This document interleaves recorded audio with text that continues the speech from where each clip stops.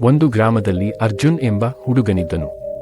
ಅರ್ಜುನ್ ತನ್ನ ಅಧ್ಯಯನದಲ್ಲಿ ಅತ್ಯುತ್ತಮನು ಮತ್ತು ಎಲ್ಲರಿಗೂ ಅವನ ಬುದ್ಧಿಮತ್ತೆ ಹಾಗೂ ಚುರುಕಾದ ಮನಸ್ಸ ಮೆಚ್ಚುಗೆ ಹೊಂದಿತ್ತು.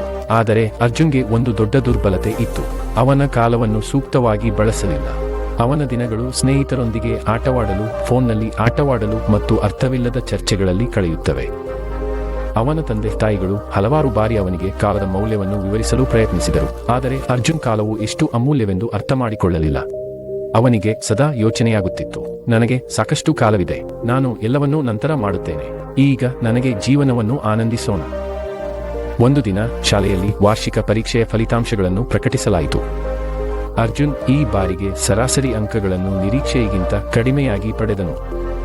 ಅವನನ್ನು ಮೆಚ್ಚುಗೆ ಸಲ್ಲಿಸುತ್ತಿದ್ದ ಶಿಕ್ಷಕರು ಈಗ ನಿರಾಶರಾಗಿದ್ದರು. ಅವನ ಸ್ನೇಹಿತರು ಸಹ ಅವನಿಂದ ದೂರವಾಗಲು ಆರಂಭಿಸಿದರು. ಅರ್ಜುನ್ ಮನೆಗೆ ಹಿಂತಿರುಗಿದಾಗ